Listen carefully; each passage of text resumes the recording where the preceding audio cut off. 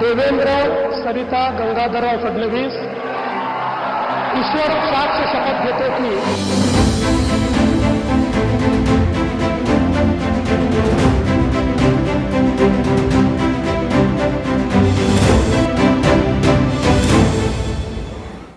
मी देवेंद्र सरिता गंगाधरराव फडणवीस ईश्वर साक्ष शपथ घेतो की कायद्याद्वारे स्थापित झाले आहे अशा भारताच्या संविधानाबद्दल मी खरी श्रद्धा व निष्ठा बाळगेन। मी भारताची सार्वभौमता व एकात्मता उन्नत राखीन। एमपी में मोहन सरकार, शिवराज बाहर। राजस्थान में भजनलाल सरकार, वसुंधरा बाहर। हरियाणा में नायब सैनी सरकार, खट्टर बाहर। महाराष्ट्र में बीजेपी क्यों नहीं बदल पाई पैटर्न? देवेंद्र फडणवीस को क्यों सौंपी कमान?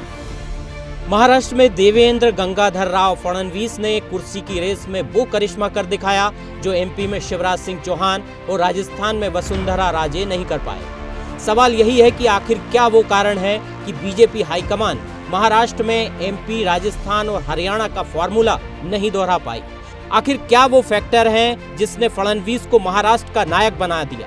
आइए देखते हैं। पहला फैक्टर, महाराष्ट्र चुनाव में बीजेपी के जोरदार प्रदर्शन में फडणवीस ने अपने योगदान का पुरजोर दावा किया।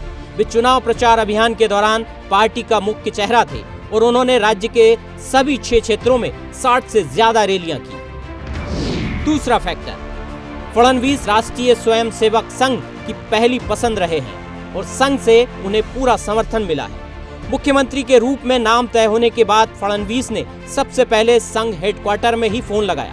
संघ इस बात पर अड़ा हुआ था कि बीजेपी को कार्यकर्ताओं का मनोबल ऊंचा रखने के लिए इस बार मुख्यमंत्री पद के लिए किसी लो प्रोफाइल चेहरे को नहीं चुनना चाहिए और फडणवीस ही इस पद के लिए उसकी पहली पसंद है। तीसरा फैक्टर, क्षेत्रीय छत्रपों को साधना हर किसी के लिए संभव नहीं हो पाता, लेकिन फडणवीस ने न सिर्फ खुद को महाराष्ट्र की राजनीति में स्थापित किया है बल्कि संकट मोचक बनकर जब शिवसेना टूटी तो जोरदार तरीके से एनडीए की सरकार बनाने में अपनी भूमिका निभाई।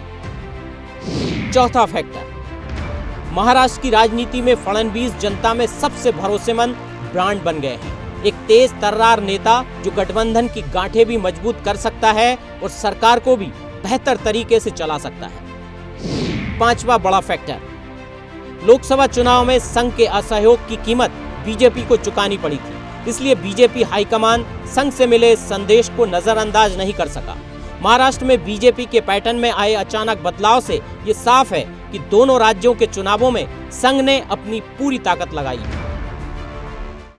देवेंद्र फडणवीस जी को चुना जाना, पहले से भी उनके नेतृत्व में चुनाव हुआ है और एक बार फिर से मैं देवेंद्र भाई को बहुत बधाई देना चाहता हूं।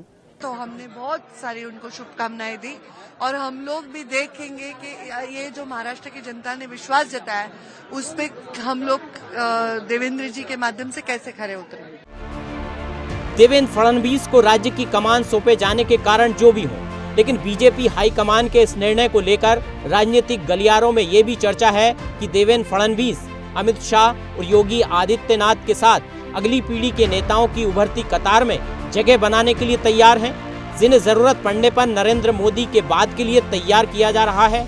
इस कयास में कितना दम है ये हम आप पर छोड़ते हैं, लेकिन ये भी सही है कि नायक देवेंद्र फडणवीस के सामने अब चुनौतियों का अंबार है। वे इससे कैसे पार पाएंगे ये देखने वाली बात है। स्वदेश न्यूज के लिए विजय नंदन की रिपोर्ट। मी देवेंद्र सरिता गंगाधरराव फडणवीस ईश्वर साक्ष शपथ घेतो की